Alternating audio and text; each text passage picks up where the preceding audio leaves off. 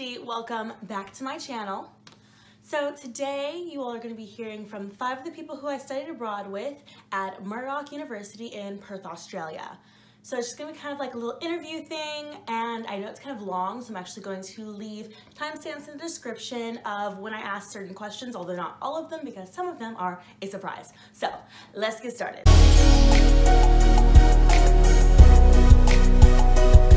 My name is Matilda and I'm from Denmark. My name is Alex and I'm from the United States. My name is Joyce and I'm from Chicago, but I go to school in Boston. Alright, I'm Anders and I'm from Denmark. My name is Kat and I'm from California, USA. So why did you want to study abroad? Actually, I think it was because of the experience. I wanted to learn more about myself and like how I could like develop in another country, and I also wanted to visit Australia actually. I wanted to study abroad because I wanted to get integrated with different cultures and experience something outside of my comfort zone. I wanted to study abroad because it's a once-in-a-lifetime experience and you can get away from your home school and also explore a different country while also taking classes at the same time. I wanted to have like a different experience. I had been studying at the same university for 4 years, so I really wanted to do something different, to be honest. I wanted to study abroad because I wanted a change of pace, a change of scenery. How did you choose what country you wanted to visit? I think it wasn't like many of the choices because it was actually the 2 other girls I'm studying abroad with that asked me if I want to go, so I was just like, yeah, why not? I had a friend studying in Australia as well, in Sydney, and we were going to try and go to the same school, but it didn't work out and I just ended up on the opposite side of the country. I decided to choose Perth in Australia because the environment is really pretty. There was a lot of things to do, a lot of adventurous things to do. I knew I'd be going on road trips and seeing really cool sights. I had been to Australia before and I fell in complete love with the country, so like I got the opportunity to come back. Mainly based on classes. That was just what was available for me. If you could have gone somewhere else, where? New Zealand, I think. Okay. Or maybe the States. Probably Greece. Greece seems cool. If I could have gone somewhere else, I wanted to go to Europe only because I've never been there. Japan and the US, actually. Also Canada would have been great. Somewhere where you might be able to have English teachers and that sort of thing. So I was looking at Europe, obviously. What was the hardest part of the application process / getting here?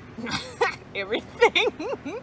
I'd say probably just a lot of the essays. I would say the visa took time. I think it was the difficulties that the place I'm studying, my education are 2 different faculties, so getting them to work together to send me here, it was difficult. I had some exchange, if you will, with information with Murdoch and that sort of thing, which took some time, and the whole sort of uncertainty of like visa application. The whole thing.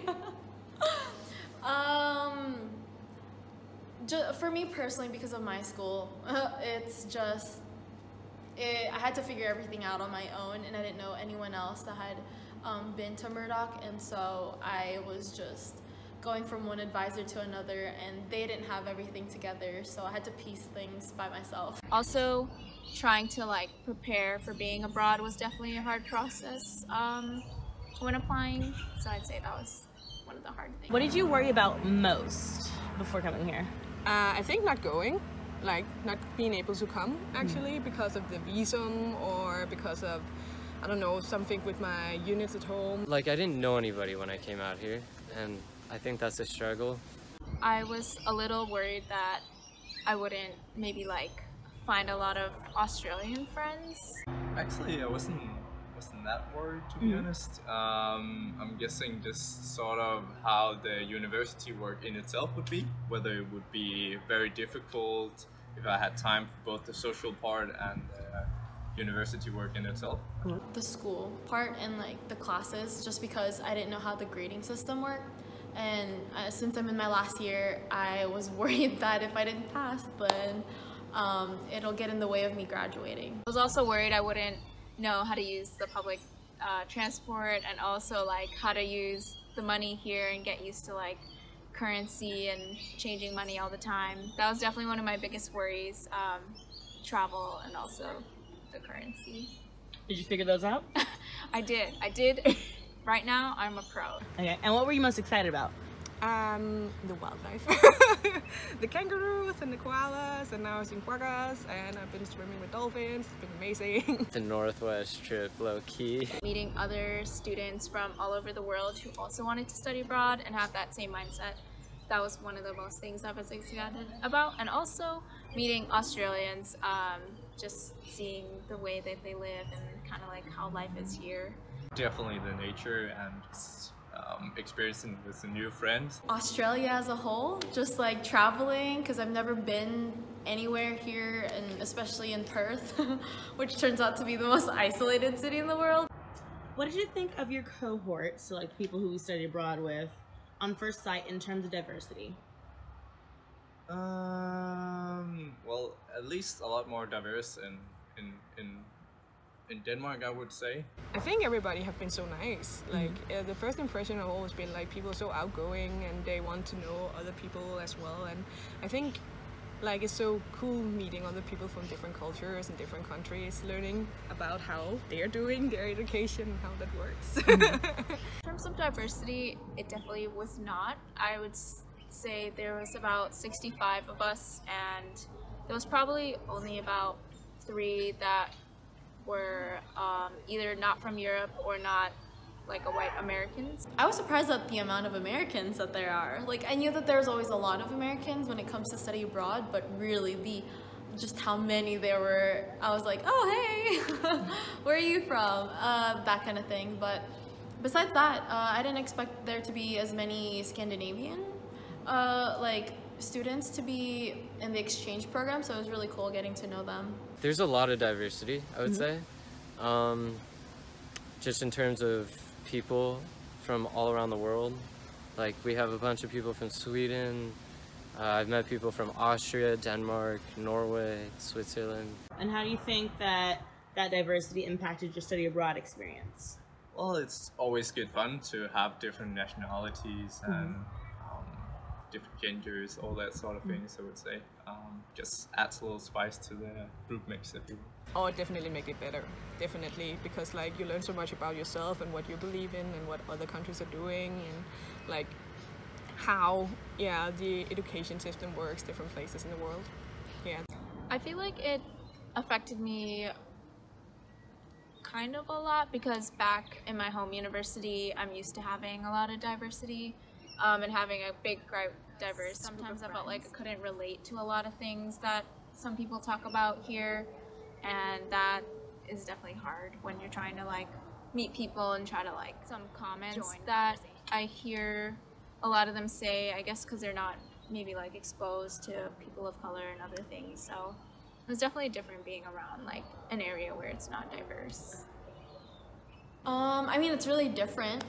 I don't think it really did anything much besides like it was fun learning phrases, I guess, in that like would seem really simple in American English, but then you'd have to explain it in an English that like they would understand. It allowed me to connect with people from different places that I never thought I'd be able to. I think actually it's gonna be the people that I live with, because it's been amazing. Like, getting to know them and now feeling like I'm leaving a family. Favorite memories would have to be Bali. Bali was really cool. Going on the Northwest trip, because we didn't have any Wi-Fi or service for a lot of the trip, so we were kind of forced to hang out and talk to each other. I'm just gonna say traveling. I would say the Northwest trip was a lot of fun, because that was really where we got to see Western Australia. The Northwest trip, that was fun. That was really fun. And I have to say, if you get a chance to go to the East Coast of Australia, do it. We went on a trip called the Northwest trip, where we visited a lot of places up north from Perth. Yeah, we went to this national park and just diving in some of the lakes there was just pretty much amazing. Is there anything that you did here that you wouldn't have done otherwise? I'd say definitely like the really long road trips. I would probably never have gone actually try and swim with the humpback whales. I rode a motorcycle in Bali, but that's like the most extreme. Yeah, I got to try during a handwritten exam. I would say that is something new. We do everything digitally, so good luck reading that for future censors. I also think I would never have put myself out there like I'm doing here. It's different because it's kind of scary speaking another language all the time. What's something that you wish that you could have done but didn't get the chance to, and why? What? Yeah, maybe go to like Penguin Islands because we didn't get to do that here. And also actually going in the water with the humpback whales. I wish that I had time to actually go back and do it again. But I'm gonna do that another time in my life. I wish I went on it a few dates while I was out here. I'm not gonna lie. Even when I came here, I was thinking that, you know, I'm just gonna be studying abroad. I don't need to go on dates or anything, just because I'll be here for 4 months or whatnot. But now that I think about it, it would have been nice to maybe ask out a few Australian girls or something while I was here. I definitely wish I could have gone towards the east side of Australia, but trying to figure out the logistics of visiting Sydney and Melbourne and all of that is a lot of work. I wanted to do more trips, to be honest, and finding more time for the social part, but there was just a lot of assignments and that sort of thing, so I feel like I found a good balance between the two. Back to the Northwest trip, I would have loved seeing the manta rays if I could have during one of the stops at Coral Bay. If not that, and if the whale sharks were in season, I would have loved seeing that as well. If you could change something about your experience, what would it be? Going to more events that the village, which is our housing place, has. Going to more events there, meeting maybe more people that live in the village. I don't think I will change that much, to be honest. Again, maybe certain parts I wanted to be more social, but there was just a lot of assignments you had to do. The weather? Okay. I don't know. It's been cloudy every day and raining since we've been here. So I wish it was sunnier sometimes. Yeah. I guess what it would be like to live off campus, because there's, you know, two people that live off campus, and so they're surrounded by more the local Australian culture, and so I think that would have been very interesting to see. What are you gonna miss the most? I think the wildlife and the people I've lived to around, as I said before, the people we live with. I think I'm gonna miss them the most. I'm pretty sure. The people, for sure. The people are the best part. Made so many friends while I was out here. Those friendships will last a lifetime. I feel like I'm definitely gonna miss the really laid-back vibe that's over here, because I feel like back in the US it's very fast-paced and very here it seems like they really understand the balance between life and studying and also work. That balance is really good. This sort of low-key university lifestyle here at the village, I definitely loved to stay around here. Just having a lot of folks around, that sort of thing. The nature here, the landscape, just that culture of how relaxing it is here, and even the beaches and the desert and landscape out here is just very different. What advice would you give to others wanting to study abroad? Advice, just be friendly and put yourself out there and be willing to try new things. I would say go for it. Keep an open mind and try to say yes to as many things as possible, just because you never know what's gonna happen. You're already in a world of so many different things, so why stop now and hesitate for anything? Just hold in there. The process is very hard, and it can seem impossible sometimes, and we got down here and some of the stuff was still not in order, and we still had to do something with our units and stuff, and just hang in there, don't give up. Like, I think everything is possible if you just keep trying. It might seem like a big hurdle in the beginning, but it's definitely worth it once you're down here. So, like even though the obstacle seems a bit big, it's very rewarding. A lot of people feel maybe like alone when they first arrive because you're in a whole new country and like environment, and it's definitely hard to maybe like meet people and find your group. Just like with college, when you're totally okay to have like low days, and most of the high days will always happen. Like the high days are always going to be greater than the low days here. If you had acquired one superpower on this trip, what would it be? Flying. Definitely flying, because then I could fly over where I want, to Penguin Island or like to Rutgers Island every day. Definitely flying. Because public transportation is so slow and Ubers cost so much money. I would be able to fly. So many things I would love to see from the air. Could buy a drone, but I don't have the money. Transportation, teleporting. That way, you know, I can just hop on over to the nearest beach without having to deal with traffic. Invisibility. And why? I don't know. Wait, no, that's stupid. Flight, yeah, flight, for sure. Okay. Or no, super speed. Why? Just because that seems cool. Maybe you should get the ability to make up your mind. yeah, that one. No, super speed. I take super speed. If you had to survive the zombie apocalypse, would you do it here or at home, and why? Ooh. At home. Why? I don't know. Just because at home it would be... Because there's less to do at home. Maybe at home, because there's more places to hide. Seems like here it's so naturey and like so many outdoorsy places, so I feel like it would be really hard to hide and get away from zombies. I think I would love to do it here, just because the area is so much more vast, if you will. I would say I'd like to see the zombie apocalypse here. Okay. I feel like Australia's almost there anyways. Like there's already like half of Western Australia is already bush anyways, so I don't know. Maybe here, because it's better weather. So, but if you have to be locked up all the time, it doesn't matter. So maybe at home. I don't know. Fair. Okay. I hope it's not going to be an option. One thing that Australia does better than home, and one thing that it does worse. Commercial are the worst thing in the world in Australia. And one thing they do better is, I think people are nicer.